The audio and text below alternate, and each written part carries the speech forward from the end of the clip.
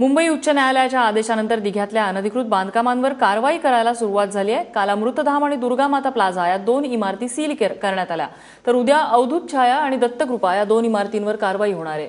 या दोन इमारतींमधल्या एकूण 200 कुटुंब त्यामुळे रस्त्यावरती येणार आहेत। आपलं हक्काचं घर रिकामं करून जाताना या कुटुंबांना अश्रू अनावर होत आहेत।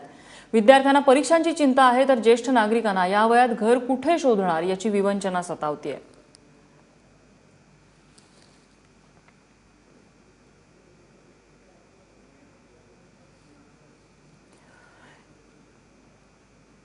या ठिकाणची सध्याची परिस्थिती काय आहे, आढावा घेतला आमचे प्रतिनिधी विनायक पाटील यांनी। दिघ्यामधील अनधिकृत बांधकामावरती कारवाई करताना 4 इमारती खाली करण्यात येणार आहेत। त्यातल्या 2 इमारती काल खाली केलेल्या आहेत, तर राहिलेल्या 2 इमारती आहेत ते उद्या खाली करण्याच्या नोटिसा कोर्ट रिसिव्ह करण्यात दिलेल्या आहेत। आपण पाहताय की हाच तो भाग आहे ज्यामध्ये आता 2 इमारती आहेत ज्या राहिलेल्या आहेत। याच्यामध्ये अवधूत छाया आणि दत्तकृपा या 2 इमारती आहेत त्या आता उद्या खाली कराव्या लागणार आहेत। आपण जर पाहिलं तर या दोन्ही इमारतीमध्ये मिळून जवळजवळ 70 कुटुंब या ठिकाणी राहतात आणि या कुटुंबांना आता रस्त्यावर येण्याची वेळ आलेली आहे। आपल्याबरोबर या ठिकाणी बरेच लोक आहेत, आपण त्यांच्याशी बोलूया।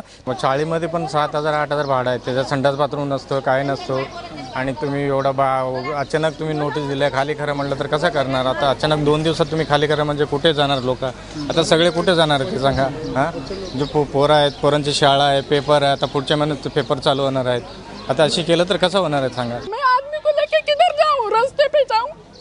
अभी रूम भी मिलता नहीं। 4,000 की जगह 8,000 हम किधर से लाना बोलो? एक लड़का भी देखता नहीं, कोई औरत को लेके चलेगा किधर का उधर रहता है, हम बुढ़ा बुढ़ी किधर जाने का? आता सध्या रूम सुद्धा भाड्याने देत नाहीये। रूम सुद्धा आता भाड्याने देत नाही। 10,000 20,000 हजार रुपये भाडं देतात। लोक कुठून देतील?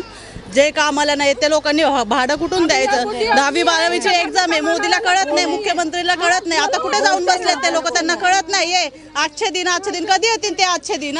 ज्या पद्धतीने निवडणुका असतील किंवा कुठला कार्यक्रम असेल त्यावेळेस लोकप्रतिनिधी असतील, नगरसेवक असतील या ठिकाणी येतात, मात्र आता ऐन दुःखाच्या वेळेस ज्यावेळेस त्यांना घराच्या बाहेर यावं लागतं त्यावेळेस मात्र यांना सहानुभूती दाखवायला सुद्धा कोणी लोकप्रतिनिधी येत नसल्याचं या ठिकाणी रोष आता लोकांकडून व्यक्त होतोय। विनायक पाटील, ABP माझा, नवी मुंबई।